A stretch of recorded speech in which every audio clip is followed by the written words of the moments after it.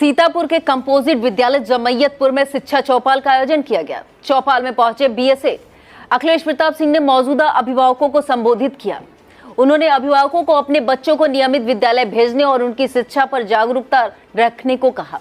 Khairabad BEO आराधना अवस्थी ने composite विद्यालय जमैयतपुर की शिक्षा व्यवस्था को मजबूत करने के लिए अभिभावकों से सहयोग मांगा। एआरपी खैराबाद अनुपम दीक्षित, एसआरजी करुणेश मिश्रा ने भी कार्यक्रम को संबोधित किया। कार्यक्रम का संचालन राज शर्मा ने किया। शिक्षा चौपाल में निपुण बच्चों और उत्कृष्ट बच्चों के अभिभावकों को बीएसए द्वारा पुरस्कृत भी किया गया। प्रथम संस्था के भास्कर तिवारी ने अपनी संस्था की ओर से डिजिटल शिक्षण के लिए कंप्यूटर सेट विद्यालय को उपलब्ध कराया। अंत में विद्यालय के प्रधानाध्यापक योगेंद्र पांडे द्वारा विद्यालय की उपलब्धियों पर चर्चा की गई।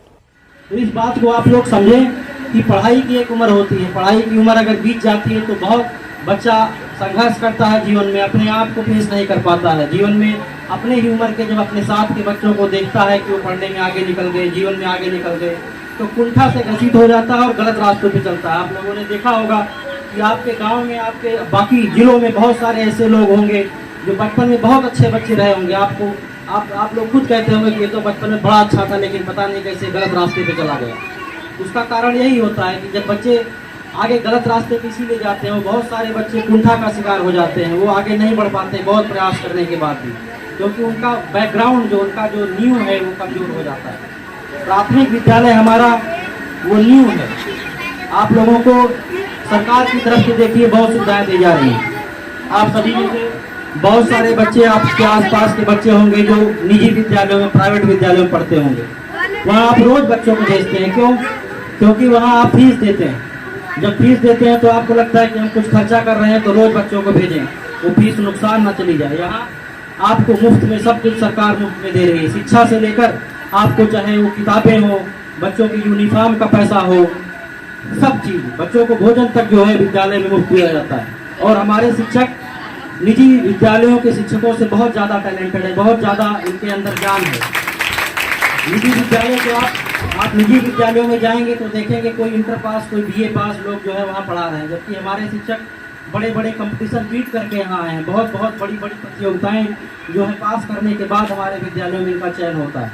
इनसे ज़्यादा ज्ञान उनके पास नहीं है। बस ज़रूरत ये है कि आप बच्चों को भेजें, रोज़ विद्यालय भेजें, इनके ऊपर विश्वास करें।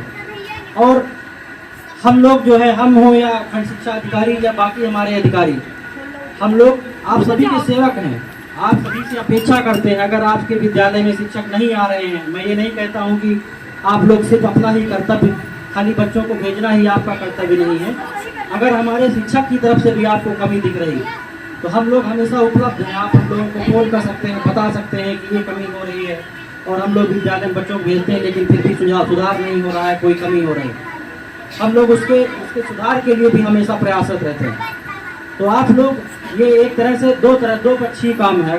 अगर हम दोनों लोग मिलकर काम नहीं करेंगे, समाज, हमारे अभिभावक और हमारा विभाग दोनों मिलकर काम नहीं करेगा तो हम लोग कुछ नहीं कर पाएंगे। हमारी सारी योजनाएं तब सफल होंगी जब आप अभिभावकगण भी उतने ही जागरूक रहेंगे, उतने ही तन्मयता के साथ, उतने ही मेहनत के साथ अपने बच्चों के साथ काम करेंगे। बहुत सारे लोग यहाँ ऐसे होंगे जो बहुत ज़्यादा पढ़ लिख नहीं पाते होंगे, लेकिन आप खाली बच्चों से ये पूछ लीजिए कि आज क्या पढ़ाया गया। उसमें आपको कुछ पढ़ने की जरूरत नहीं है, खाली आप ये पूछ लेंगे कि आज क्या पढ़ाया गया, क्या पढ़ा। तो बच्चों को भी ये लगेगा कि हाँ, हमारे माँ बाप, हमारे अभिभावक उनसे पूछते हैं कि हाँ, उनको पता है कि हाँ क्या पढ़ाया गया, क्या नहीं पढ़ाया गया, जानना चाहते हैं। वो भी ध्यान देगा पढ़ाई पर। और शिक्षक से भी आप पूछेंगे कि आप कुछ नहीं, आप टहलते हुए विद्यालय में कभी आ जाइए, पूछ लीजिए कि हमारा बच्चा क्या पढ़ रहा है, कोई कमी तो नहीं है। तो शिक्षक को भी ये लगेगा कि आप अपने बच्चे की फिक्र करते हैं, आप अपने बच्चे का ध्यान देते हैं। तो शिक्षक के ऊपर भी एक जागरूकता आएगी, रिस्पॉन्सिबिलिटी बढ़ेगी और वो ज़्यादा मेहनत से काम करेंगे। ये सारी जो बैठक है, ये शिक्षा चौपाल है, इसकी ज़रूरत ही यही है। इसी की ज़रूरत की वजह से शिक्षा चौपाल हम लोगों को लगाना पड़ रहा है कि जिससे हम लोग आपसे बात कर सकें, आप लोगों की जो जिम्मेदारी है उससे आप लोगों को अवगत करा सकें। अभी आप लोगों ने देखा कि कुछ अभिभावकों को पुरस्कृत किया गया। मैं इन लोगों का धन्यवाद देता हूँ।